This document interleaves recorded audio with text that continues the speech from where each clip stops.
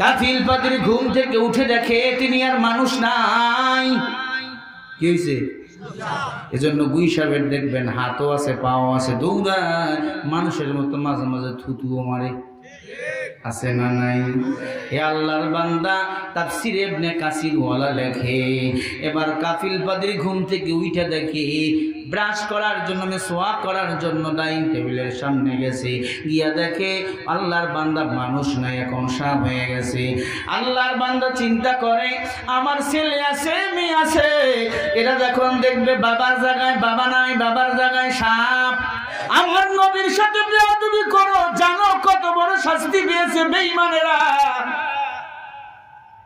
মুসা নবীর একজন উম্মত ছিল, নাম ছিল কাফিল পাদ্রী।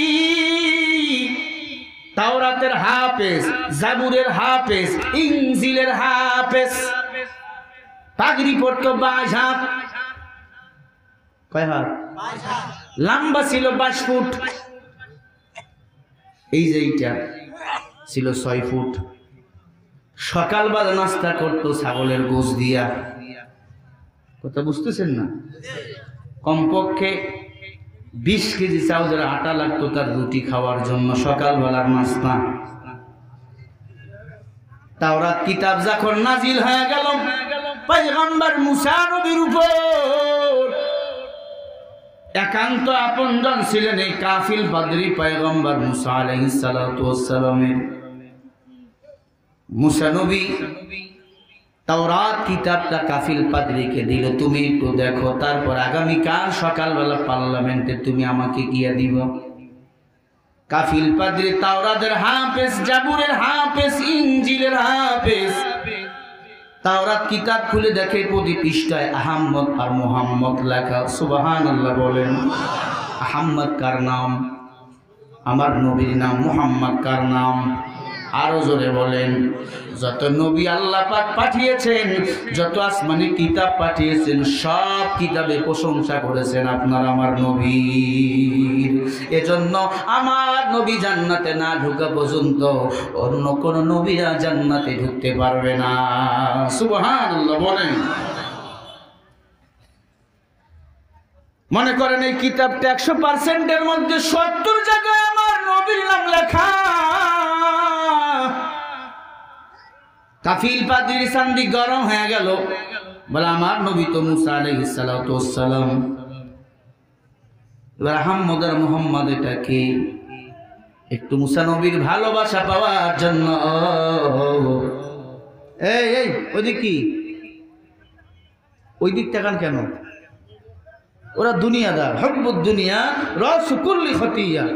রাসূল বলেন দুনিয়ার মুহাব্বত সমস্ত ক্ষতির মূল। আপনাদের কপাল ভালো, আপনারা বসেছেন। যারা বাইরে ঘুরতেছে এদের কপাল খারাপ, 100% খারাপ।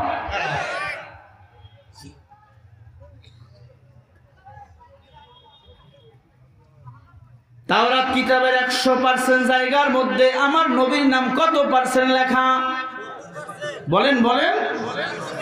চান্দিটা গরম হয়ে গেছে কাফিল পাদ্রীর। আমার নবীর নামগুলো কেটে দেয়, দিয়ে লাল কালি দিয়ে কেটে দিয়ে লীল কালি দিয়া মুসা নবীর নামগুলো বসে দেয়। কাটতে কাটতে 35% জায়গায় আমার নবীর নাম যখন কেটে দিয়েছেন, আমার আল্লাহ ডাক দিয়ে কয় জিবরিল আর দেরি করিস না। আমার নবীর সম্মানের সাথে বেয়াদবি করে, আমার রাসূলের সাথে বেয়াদবি করে কাফিল পাদ্রী, আমি আল্লাহ তারে কঠিন আযাবের মধ্যে পতিত করতে চাই। দ্রুত জিবরিল আমিন চলে আসলেন, তার পাখা দিয়ে বাতাস দেওয়া শুরু করে দিলেন। কাফিল পাদ্রীর চোখের মধ্যে ঘুম চলে আসলো। কয় ফিট লম্বা ছিল? বলেন বলেন। এটা ছিল কয় ফিট? 6 ফিট। 22 ফুট লম্বা আল্লাহর বান্দা, চোখের মধ্যে ঘুম চলে আসলো, ঘুমায়া গেল। নিয়াজ আগামীকাল সকালবেলা নাস্তার টেবিলে বাকি আহম্মদ আর মুহাম্মদ, এটা কি আমি চিনি না। এই নামগুলো আল্লাহ বুঝে খামোখায় দিয়েছে, বাকি নামগুলো আমি কেটে দিয়ে আমি মুসা নবীর কাছে যাব, আমি ভালো একটা পুরস্কার পাবো। তেল মারা বান্দা বাংলাদেশে আছে না নাই? নেতার খবর নাই, সামসার ঘুম নাই। 3 নম্বর ছাগলের বাচ্চা লাফায় বেশি। কথা বল না কেন? আমার নেতার চরিত্র ফুলের নামাজ নেয় রক্ত, গাঞ্জা খায় তার রক্ত, এমন নেতা বলো আছে না নাই? না না না, নেতা হলো ওই নেতা যেই নেতা 5 ওয়াক্ত নামাজ ছাড়ে না, যেই নেতা তাহাজ্জুদ ছাড়ে না, ওয়াবিল ছাড়ে না, যেই নেতারে সব সময় মসজিদে পাওয়া যায়। কথা বলেন না কেন? আমাদের দেশের নেতারও পাওয়া যায় আসরের নামাজ 3 মসজিদে গিয়ে পড়ে, আর দেখায় আমি নামাজি, কিন্তু রমজান মাস হওয়ার পর রোজা রাখে না, তারাবি পড়ে না। এমন নেতা বলেন তো আছে না নাই? তুমি রমজান এলে রাখো না রোজা, দিনকে করো আঘাত, পয়সা করি নেই তো অভাব, দাও না তো যাকাত, তুমি ইমানদারির বড়াই করো নেই তোমার ঈমান, তুমি এমন মুসলমান, কেমন মুসলমান তুমি, কেমন মুসলমান? নামাজের সাথে নাই পরিচয়, মানো না কোরআন, তুমি এমন মুসলমান। তুমি নবীর উম্মত দাবি করো, সুন্নাহ মানো না, নবীর অপমানে তোমার হৃদয় কাঁদে না, তুমি বিজাতীয় সংস্কৃতিতে সুপেছ পরাণ, তুমি এমন মুসলমান। এ যুবক বলো না, কেমন মুসলমান তুমি, কেমন মুসলমান? নামাজের সাথে নাই পরিচয়, মানো না কোরআন, তুমি এমন মুসলমান, কেমন মুসলমান তুমি? তুমি সুদের টাকায় প্রাসাদ গড়ো, ঘুষ ছাড়ো না, দিন দুঃখী না খেয়ে মরে খবর রাখো না, তুমি সুদের টাকায় প্রাসাদ গড়ো, ঘুষ ছাড়ো না, দিন দুঃখী না খেয়ে মরে খবর রাখো না, তুমি ঘুষ খেয়ে বিচার করো সাজিয়া প্রধান, ঘুষ খেয়ে বিচার করো সাজিয়া প্রধান, তুমি এমন মুসলমান, কেমন মুসলমান তুমি, কেমন মুসলমান? নামাজের সাথে নাই পরিচয়, মানো না কোরআন, তুমি এমন মুসলমান। এমন সুদখোর নামদারি মুসলমান আছে না নাই? সুদখোররা যদি কেউ সাপোর্ট করে, নাকি যদি ভোট দেন, এই ভোট দেওয়ার কারণে আপনাকে জাহান্নামে যেতে হবে। কারণ সুদখোর 1 টাকার যদি সুদের লেনদেন করে, আপন মায়ের সাথে 42 বার জেনার গুনাহ তার আমলনামায় লেখা হয়। যে মার সাথে জেনার গুনাহ আমলনামায় লেখা হয়, সে আপনারে কেমনে জান্নাত নিয়ে যাবে? কপাল পুড়ে গেছে বাঙালি। এ আল্লাহর বান্দারা, কাফিল পাদ্রী ঘুমায় গেল। কয় ফিট লম্বা? এটা কয় ফিট? আল্লাহর বান্দা সকালবেলা একটা বকরি লাগতো তার গোস্ত রুটি খাওয়ার জন্য। আল্লাহর বান্দা ঘুমায় গেছে, জিবরিল আমিনাইয়া আস্তে করে তার হাত দিয়ে এরকম শোয়ায় দিয়ে এক ফু দিয়ে বলে, তুমি আর মানুষ থাকিও না, এখনই তুমি আল্লাহর আযাবের শামিল হয়ে গেছে, তুমি গজব থেকে আল্লাহ পাকের আশরাফুল মাখলুকাত থেকে খারিজ হয়ে তুমি একটা প্রাণী হয়ে যাও। আল্লাহ পাক রব্বুল আলামিন কোরআন শরীফের মধ্যে বলেন, আল্লাহ পাক রব্বুল আলামিন আল্লাহর রাসূলের সাথে বেয়াদবি করার কারণে কাফিল পাদ্রীকে গুইসাপ বানিয়ে দিয়েছিল। গুইসাপ। কাফিল পাদ্রী ঘুম থেকে উঠে দেখে তিনি আর মানুষ নাই। কি হয়েছে? এজন্য গুইসাপের দেখবেন হাতও আছে, পাও আছে, দৌড়ায় মানুষের মতো, মাঝে মাঝে থুতুও মারে। আছে না নাই? হে আল্লাহর বান্দা, তাফসীর ইবনে কাসির ওয়ালা লেখে, এবার কাফিল পাদ্রী ঘুম থেকে উঠে দেখে ব্রাশ করার জন্য, মেসওয়াক করার জন্য ডাইনিং টেবিলের সামনে গেছে, গিয়া দেখে আল্লাহর বান্দা মানুষ নাই, এখন সাপ হয়ে গেছে। আল্লাহর বান্দা চিন্তা করে, আমার ছেলে আছে, মেয়ে আছে, এরা যখন দেখবে বাবার জায়গায় বাবা নাই, বাবার জায়গায় সাপ, সন্তানরা মানবে না। সাপ দেখলে পিসাব গুইসাপ, কাউকে দেখার সময় নেই, আগে পিঠা। কথা বল না কেন?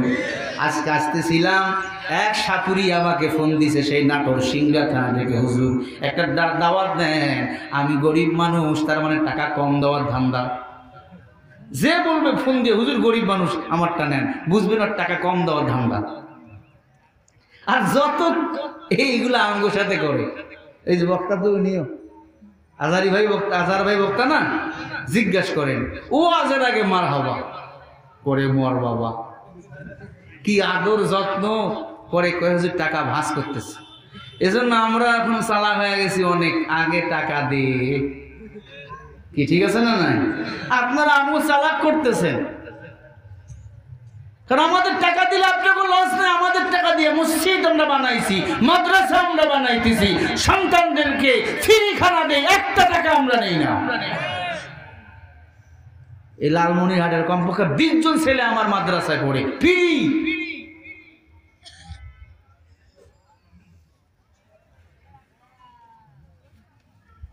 সাপুরিয়া বলে হুজুর আমার দাওয়াতটা নেন। আমি বলছি ডেট নিতাম, কিন্তু আপনি যদি আপনার রুমে ঢুকে যদি আমাকে সাপ লাগাই দেন তখন তো আমার অবস্থা খারাপ। আমি বলছি মাফ চাই, আপনার ডেট আমি নেব না, কারণ সাপের ভয় আছে না নাই? হ্যাঁ, ছোটবেলায় যদি সাপ দেখছি এক লাফ দিয়ে তো কই গেছি। কাফিল পাদ্রী এবার দেখে আমি তো মানুষ নাই, সাপ হয়ে গেছি,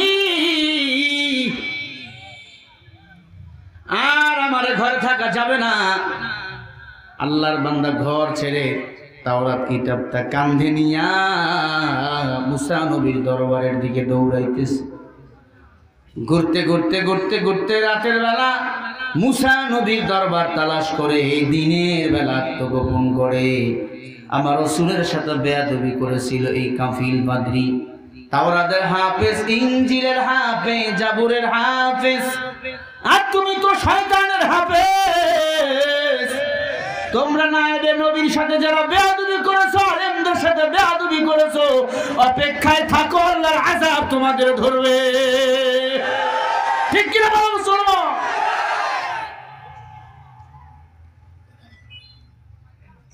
মুসলমান, কিছুদিন পরে মুসা নবীর দরবারে এসে ঢুকলো। 22 ফুট লম্বা সাপ, বোঝেন না কত বড়, জানালা দিয়ে চাপ মারছে, মুসা নবীর দরবারে গিয়ে পড়ছে। মুসা নবী ডাক দিয়ে কয় হায় রে হ্যাঁ, দৌড় দে, এত বড় সাপ আমার দরবারে, পিসাব হোক গুইসাব হোক, সাপ দেখলে দেখবেন দৌড় দিবে। হ্যাঁ, মুসা নবীর ডাক দিয়ে কয় নবী যাইবেন না, আমি আপনার কাফিল। কাফিল, তুই তো মানুষ ছিলি, কেন সাপ?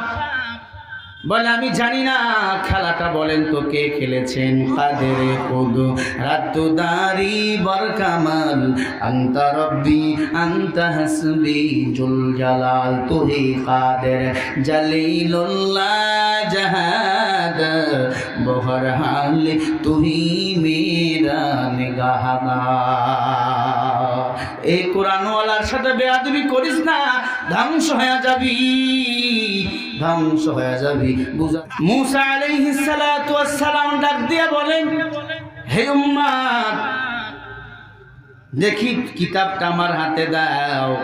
কিতাবটা হাতে নিয়ে বলে, এই যে মাঝে মাঝে তুমি আহমদ আর মুহাম্মদ নামগুলো কাটছো, কেন কাটছো? ডাক দিয়া কয় নবী, ওই নামগুলো আমার সহ্য হয় না, কারণ এই কিতাবটা আল্লাহ আসমানে কিতাব নাজিল করেছে আপনার উপর, কিন্তু মুহাম্মদ আর আহমদ লেখা থাকবে কেন? মুসা নবী ডাক দিয়া কয় তুমি জানো না, ইনি হলেন সব নবীদের সরদার। এই নবীরে যদি আল্লাহ না দুনিয়াতে পাঠাইতো, আসমান জমিন কোন মাখলুকাত আল্লাহ বানাইতো না। সুবহানাল্লাহ। তুমি কঠিন বড় বেয়াদবি করেছো। মুসা নবী আর বুঝতে বাকি নাই, ডাক দিয়া আমি বুঝেছি, তুমি আমার রাহমাতুল লিল আলামিন মুহাম্মদুর রাসূলুল্লাহ সাল্লাল্লাহু আলাইহি ওয়াসাল্লামের নাম কাটার কারণে আমার আল্লাহ তোমাকে গুইসাপ মানুষ থেকে গুইসাপ বানিয়ে দিয়েছে। আল্লাহ তোমার বিচার বড় কঠিন। মুসা নবীর পায়ের মধ্যে পড়ে গেল, ও ও নবী, তিনিও নবী, আপনিও নবী। নবী গো, মেহেরবানি করে একটু আল্লাহর কাছে দোয়া করেন না নবী। আমি ভুল হয়েছে, আমি চিনি নাই। আমি যদি চিনতাম তিনি আখিরি জামানার পয়গম্বর, কিয়ামতের ময়দানে যদি উম্মতি বলে কান্না করবে। ও নবী গো, আমি চিনি নাই। মেহেরবানি করে আল্লাহর রাস্তে করে আপনি আল্লাহর কাছে একটু ক্ষমা চান, আল্লাহ যেন আমাকে মাফ করে দেয়। মুসা নবী দোয়া করে, আল্লাহ আমার কাফিলকে তুমি মাফ করে দাও। আল্লাহ আমার কাফিল চেনে নাই, আপনার হাবিব চেনে নাই। আল্লাহ পাক মেসেজ দিয়ে কয়, ও মুসা, একবার নয়, দুইবার নয়, 1000 বার যদি দূর পাহাড়ে আইয়া দোয়া করো, আমার কাছে দোয়া কবুল হবে না। আমার হাবিব যদি ওই কাফিল পাদ্রীকে মাফ করে না দেয়, আমি আল্লাহ মাফ করব না। বান্দা যদি বান্দার হক নষ্ট করো, বান্দা যদি মাফ করে না দেয়, আমার আল্লাহ কখনো মাফ করে দিবে না। আমাদের হক নষ্ট হয়েছে কিনা? হ্যাঁ, এটা আজার ভাই বুঝতেছে কোন হকের কথা আমি বলছি। কথা বল না ভাই রে। দুইজন মানুষ মনে করেন দৌড় প্রতিযোগিতায় দাঁড়াইছে, একজনেই জিতছে, আর একজনকে যদি জিতাই দেয়, এটা কি মেনে নেওয়া যায়? হ্যাঁ, বাংলাদেশে এখন এটা হইতেছে। কারণ যার মামা খালু বেশি, তার পক্ষে সবাই এখন সাপোর্ট দেয়। হ্যাঁ, এ আল্লাহর বান্দা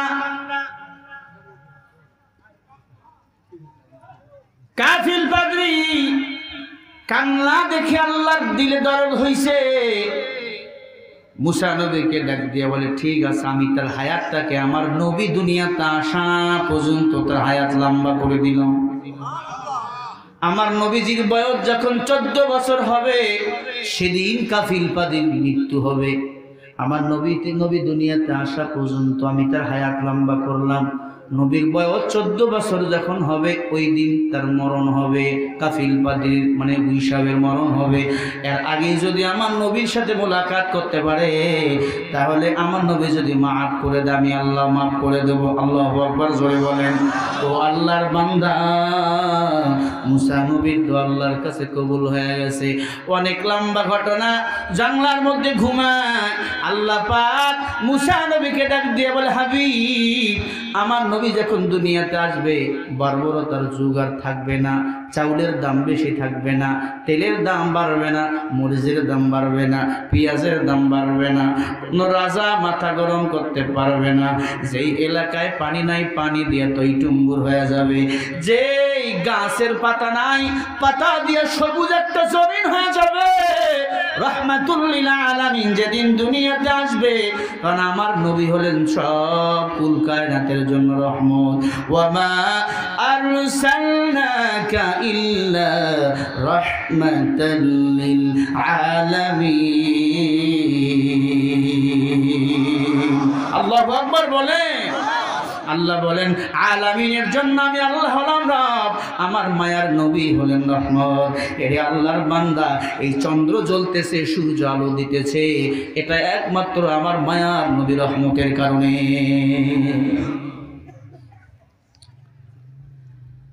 হঠাৎ করে কাফিল পাদ্রী দেখে, যেই গাছের নিচে শুয়েছিল, গাছটা ছিল না, ইরা কোনো পাতা ছিল না।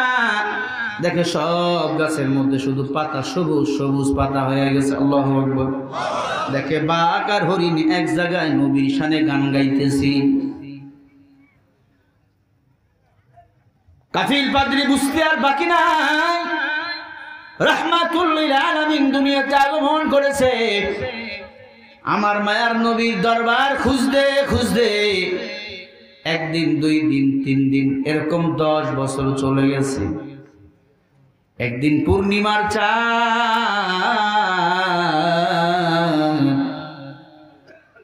আবু জেহেল ঘরের মধ্যে বসে মিটিং করতেছে। মোহাম্মদ বাপ দাদার 14 গোষ্ঠীর ধর্ম কবর রচনা করে নতুন ধর্মের স্লোগান দেয়।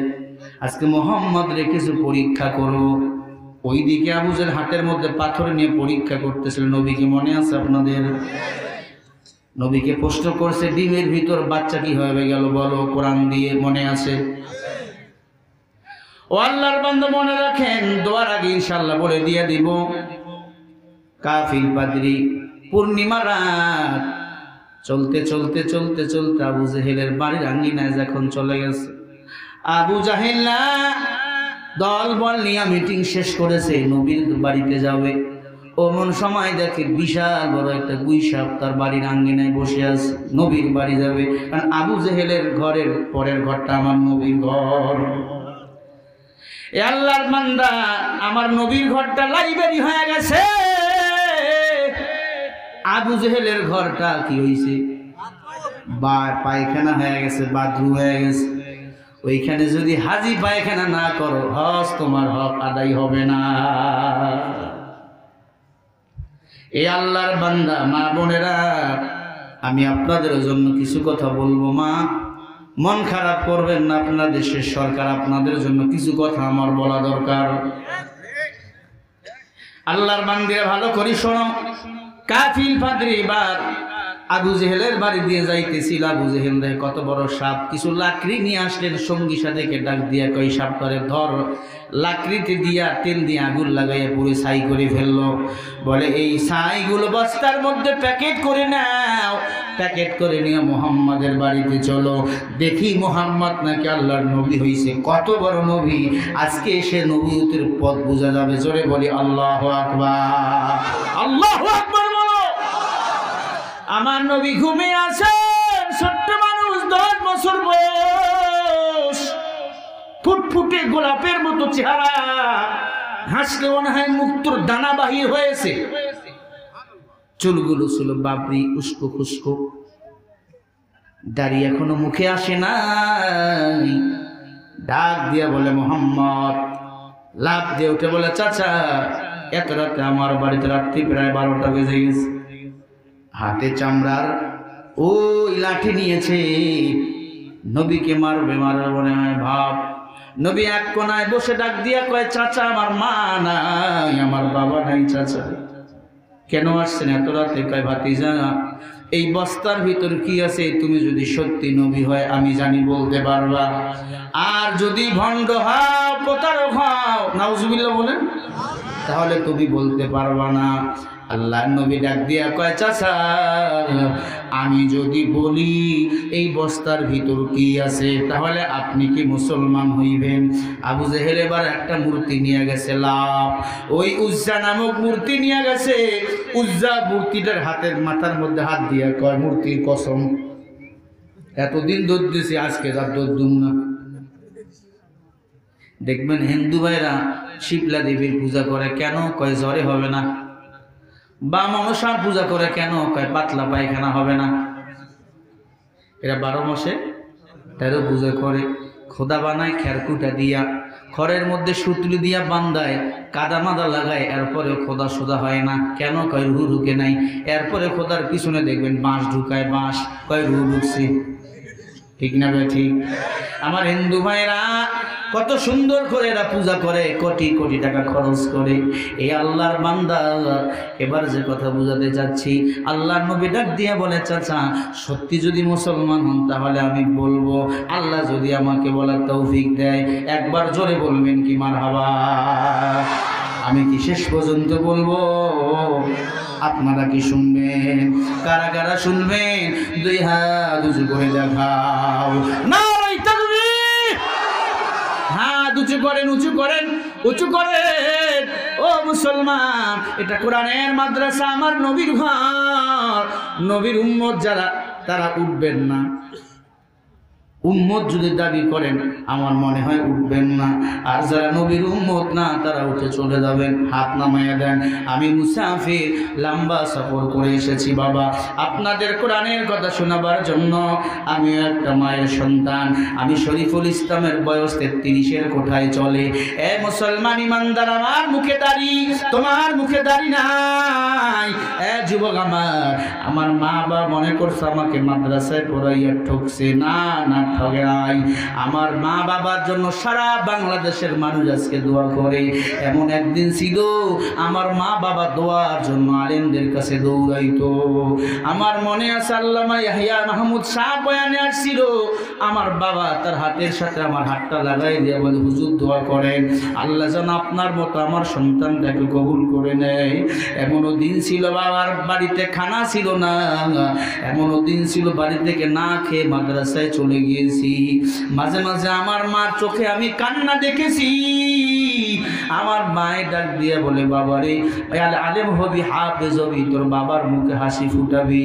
আমাকে আব্বা নতুন পাঞ্জাবি দিছে, আব্বা নতুন পাঞ্জাবি পরতে পারে নাই। এ সন্তানের মা বাবারা মনে কি চায় না সন্তানরে হাফেজ বানাইবা, আলেম বানাইবা। একটা সন্তান যদি হাফেজ হয় 10 জন জাহান্নামীকে সুপারিশ কইরা জান্নাতে নিয়ে যাবে। একজন সন্তান যদি আলেম হয় 70 জন জাহান্নামীকে সুপারিশ করে জান্নাতে নিয়ে যাবে। এই আল্লাহর বান্দা মেহেরবানি করে আমার মা বোনেরা আপনাদেরকেও বলবো, একটা ছেলেকে মাদ্রাসায় দিবে, ওই সন্তান আপনাকে জান্নাতে নিয়ে যাবে। মুসলমান তো সেই ব্যক্তি, মুসলমান কারো কাছে মাথা নত করে না। মুসলমান কেবলমাত্র বলেন তো মাথা নত করে কার কাছে? আমরা একজন ক্রিকেটারকে চিনি, পাকিস্তানের একজন ক্রিকেটার, তার নাম হলো রেজওয়ান। আফগানিস্তানের সাথে ক্রিকেট খেলতেছিল। এই ক্রিকেট খেলতে খেলতে আল্লাহর বান্দার বুটের সুতা একটু লুজ হয়ে গেছে, বুটটা একটু ঢিলা হয়ে গেছে। আপনারা দেখেছেন আল্লাহর বান্দা বুটটাকে টাইট করাবার জন্য ভালো করে মনোযোগ লাগাইয়া শুনে নেন বাবা, বুটের তার সুতাগুলো ঢিল হয়ে গেছে। টাইট করাবার জন্য আল্লাহর বান্দা নিচু হয়ে বুটের সুতাগুলোকে টাইট করতেছেন। কমন সময় আর একজন ক্রিকেটার দৌড় দিয়ে চলে আসলেন। তিনি হলেন মোহাম্মদ নাবি, আফগানিস্তানের। উনি তার বুটের সুতাগুলো টান দিয়া হেল্প করতে চাইলো, সহযোগিতা করতে চাইলো, কিন্তু রিজওয়ান দেখাই দিল, না না না, আমার পায়ের জুতা মোবারক আমি সোজা করব, আমি কারো হেল্প নিতে পারি না। কারণ এই রিজওয়ান একজন ধর্মভীরু আল্লাহওয়ালা খেলোয়াড়, ক্রিকেট খেলতে পারে। 5 ওয়াক্ত নামাজের সময় যখন হয়, খেলা চলাকালীন আম্পায়ারকে বলে মাঠের মধ্যে নামাজ আদায় করে, ঠিক কিনা? আল্লাহর বান্দা রেজওয়ান মাঠের মধ্যে সিজদা দেয়, কিন্তু এই ভারতের হিন্দুস্তানের লোকেরা এটা সহ্য করে নাই। ও যখন ড্রেসিং রুমের মধ্যে যাইতেছিল, এরা জয় শ্রীরাম বলে স্লোগান দিতেছিল। ইহুদি খ্রিস্টানরা এরা মুসলমানের কখনো ভালো চায় না, কথা বল না কেন? কিন্তু মুসলমান আর একজন মুসলমানদের কষ্ট দিতে চায় না। এজওয়ান বুঝায়, ওরে নাবি, তুমি আমার বুটের জুতা টানবা কেন, সোজা করবা কেন? আমারটা আমি করতে চাই, কারণ আমি ক্রিকেট খেলি দেশের জন্য, আর আমি আল্লাহর গোলামি করি আমার আল্লাহরে খুশি করাবার জন্য। এজন্য শত শত পাকিস্তানের ক্রিকেটার আছে কোরআনের হাফেজ, যাদের সিনায় কোরআন আছে, এরা কখনো মানুষকে কষ্ট দিতে পারে না। আল্লাহু আকবার বলে। আমার ভাইরা, আমি যে কথা বুঝাতে চাই, একজন খেলোয়াড় ক্রিকেটার সিনায় কোরআন থাকার কারণে তার মর্যাদা বাড়িয়ে দিয়েছেন আমার আল্লাহ। এত ভালো খেলতেছেন, যদিও তার দল কয়েকটি ম্যাচে হেরে গিয়েছে, এরপরেও তার প্রশংসায় পঞ্চমুখ সারা পৃথিবীর মানুষ। কারণ ইসলাম যার সিনায় আছে তার প্রশংসা করতেই হবে।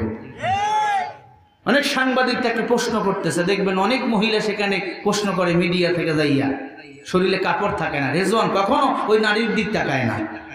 একজন পুরুষকে তার চক্ষুকে হেফাজত করতে হবে। আদেশটা কার? আল্লাহ কা, হে পুরুষের দল, তোমার চক্ষুকে তোমরা নিম্নগামী করো। রেজওয়ান কখনো নারীর দিক তাকায় নাই। পাকিস্তানের এমন হাজার হাজার ক্রিকেটার আছে যারা ইসলামকে ভালোবেসে অন্য ধর্ম বাদ দিয়ে, খ্রিস্টান ছিল একজন ক্রিকেটার ইসুবিহানা, খ্রিস্টান ধর্ম বাদ দিয়া মুসলমান হয়ে গেছে, তার নাম এখন মোহাম্মদ ইসু। আল্লাহু আকবার বলে। আমার বাংলাদেশের ক্রিকেটাররা এমন আছে না নাই? এই যে বাহাবুদুল্লাহ সেঞ্চুরি করাবার পরে কোনো লাফালাফি নাই, কয় আমার জন্য নয়, এটা নেবেল করে দাও, এটা করাইছেন আল্লাহ। আল্লাহু আকবার বলে।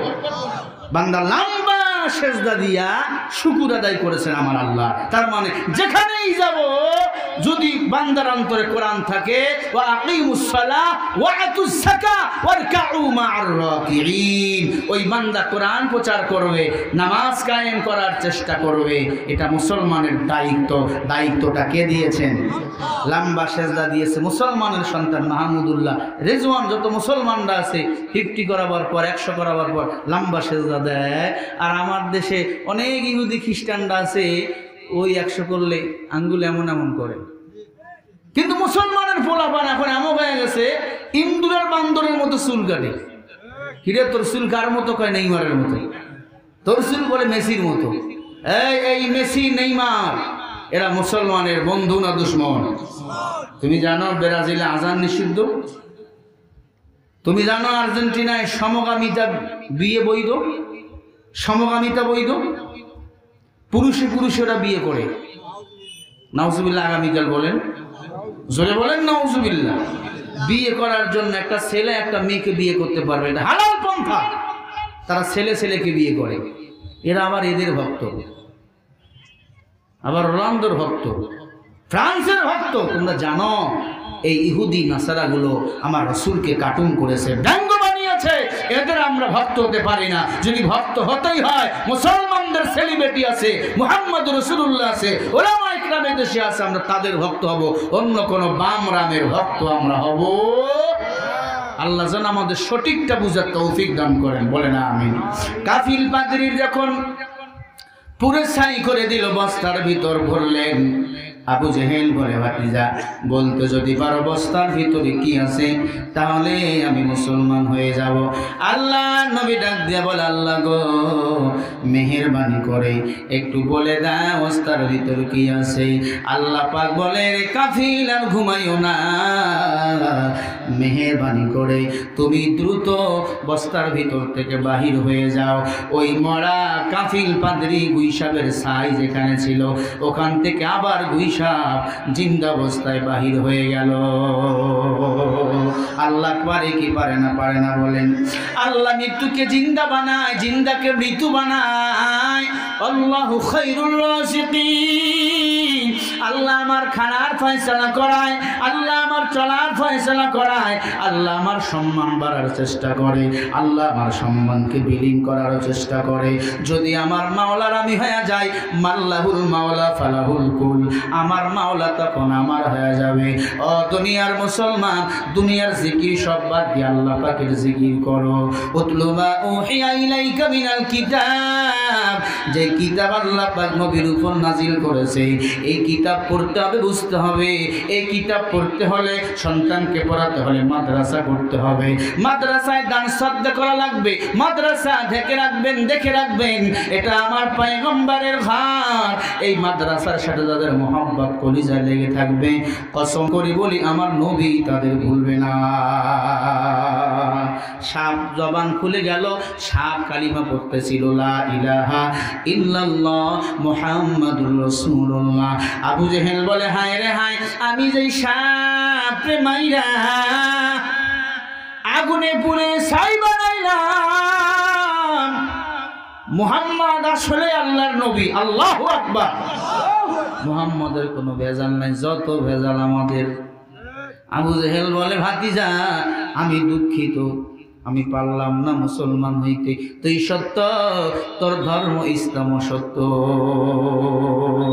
দিনিয়াল ইসলাম দিনা মাওকাহু হারদে কুফর না মুঈশা ইনদাহু মুqtadira ওয়া নবী ওয়াসবুহু ওয়া নবী মুহাম্মদ মুস্তাফাহু।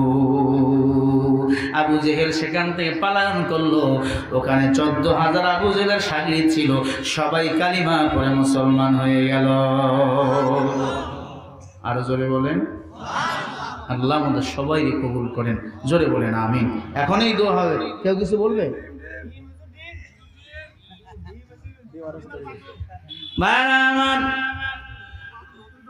আল্লাহ নবী ডাক দিয়া বলে, ও চাচা, আল্লাহ যে আমাকে মেরাজে নিয়েছিলেন, বলেন তো কোন দরজা দিয়ে নিয়েছিলেন? আবু জেহেল কয় এটা তোমার আল্লাহ ভালো জানে। ডাক দিয়ে কয় চাচা এই ডিমের ভিতর কুসুম বা মুরগির বাচ্চা কেমনে নেয় সেটা আল্লাহ ভালো জানে, দুনিয়ার এটা কারো বুঝার এখতিয়ার নাই। আল্লাহু আকবার বলেন না, আরো জোরে করে আল্লাহু আকবার। আবু জেহেল কয় মুহাম্মদ আসলে তুই জ্ঞানী, তোর আল্লাহ বড় জ্ঞানী। আল্লাহু আকবার বলেন। আবু জেহেলের পেঁচ দিয়ে আবু জেহেলে আটকাইয়া দিছে। এমন কিছু আবু জেহেল আর মানুষও মাঝে মাঝে কয় হুজুর বিড়ি খাওয়ার দোয়া করেন তো, আছে না? নাই। আমি বললাম আমি বিড়ি খাইও না, আমি বিড়ির দোয়াও জানি না। আলহামদুলিল্লাহি রাব্বিল আলামিন। ربنا ظلمنا أنفسنا وإن لم تغفر لنا وترحمنا لنكونن من الخاسرين يا الله। গভীরাত আদিতমারি থানা লালমনিরহাট জেলা ভেলাবাড়ি ইউনিয়নের মধ্যে বসে আয় আল্লাহ এই মাদ্রাসার ময়দানে হাফেজ ছাত্রদের দস্তরবন্দি উপলক্ষে বিরাট তাফসীরুল কোরআন মাহফিল গভীরাত হয়ে গেছে। আল্লাহ তোমার বান্দাদের হাতগুলা তুমি মেহেরবানি করে কবুল করে নাও আল্লাহ। আল্লাহ যারা এই মাদ্রাসার জন্য টাকা পয়সা দান সদকা করেছেন সবার দান সদকা তুমি কবুল ও মঞ্জুর করে নাও রব্বুল আলামিন। খাস করে যারা এই মাহফিলের আঞ্জাম দিল তাদের কবুল করে নাও। যারা হাত তুলছে অনেকের মা নাই বাবা নাই, বাবার কবরগুলা তুমি জান্নাতের বাগান বানিয়ে দাও। যাগো আব্বা আম্মা দুনিয়াতে বেঁচে আছে খেজমত করার তৌফিক দাও আল্লাহ। আয় আল্লাহ পাঁচ ওয়াক্ত নামাজ জামাত আদায় করার তৌফিক দেন। হঠাৎ মরণগাড়ি অ্যাক্সিডেন্ট থেকে হেফাজত করেন। আয় আল্লাহ আমাদের সবার জিন্দেগির সব গুনাহ খাতাগুলি মাফ করিয়ে আয় আল্লাহ নেককার শিশুর মতো খাঁটি মুসলমান বানিয়ে দেন। আয় আল্লাহ ফিলিস্তিনের মুসলমানদের হেফাজত করেন, যারা জীবন দিয়েছে শাহাদাতের মৃত্যুর মধ্যে ধুলিয়ে পড়েছে তাদের কবরগুলো জান্নাতের ফুল বাগান বানিয়ে দেন। আয় আল্লাহ এই ইসরাইল থেকে সারা পৃথিবীর মুসলমানদের হেফাজত করেন, খাস করে ফিলিস্তিনকে হেফাজত করেন। আয় আল্লাহ সারা দুনিয়ার মসজিদ মাদ্রাসাগুলো তুমি হেফাজত করো, যত হাজত গাইবি খাজনা থেকে পুরা করে দাও। আল্লাহ এই মাদ্রাসার যা যা প্রয়োজন সব আয়োজন তুমি কবুল করে নাও রব্বুল আলামিন। খাস করে এই মাহফিলে যারা দান করেছেন সবার দান কবুল করো। যেই সমস্ত মায়েরা হাত তুলছেন, যেই মাদের সন্তান নাই সন্তানের ব্যবস্থা করে দাও। সুবহান রাব্বিকা রব্বিল ইজ্জাতি আম্মা ইয়াসিফুন। আল্লাহ হাফেজ সাহেব হুজুরকে আপনি কবুল করেন আল্লাহ। আয় আল্লাহ হাফেজ সাহেবের আব্বা বৃদ্ধ মানুষ, হায়াতকে লম্বা করে নাও। ইউনিয়নের চেয়ারম্যান আল্লাহ চেয়ারম্যান সাহেব অসুস্থ, আসতে পারে নাই, ঢাকায় আছে, আল্লাহ তুমি সুস্থতা দান করো। আল্লাহ আমার আজহার ভাইরে কবুল করেন। আল্লাহ আমার নুরুল্লাহ বাশিরে তুমি কবুল করো। আল্লাহ আমার ক্যামেরাম্যান ড্রাইভার, আল্লাহ আমার পিএসকে তুমি কবুল করে নাও। আল্লাহ সারা দুনিয়াতে ওলামা ইকরামের বিজয় দান করে দাও। পীর হুজুর হায়াত আল্লাহ আপনি লম্বা করেন। আল্লাহ যত হক্কানি দরবার পীর মাশায়েখ আছে সবার হায়াতগুলোকে লম্বা করে দেন। আল্লাহ লালমনির জমির ইসলামের জন্য কবুল করে নাও আল্লাহ। আল্লাহ মৃত্যুর সময় জবানের মধ্যে কালিমা জারি করে দিয়েন, শয়তানের ওয়াসওয়াসায় ফেলাইয়েন না, গুনাহের পেন্ডেলে নিয়েন না। লা ইলাহা ইল্লাল্লাহু মুহাম্মাদুর রাসূলুল্লাহ সাল্লাল্লাহু আলাইহি ওয়াসাল্লাম। আসসালামু আলাইকুম ওয়া রাহমাতুল্লাহ।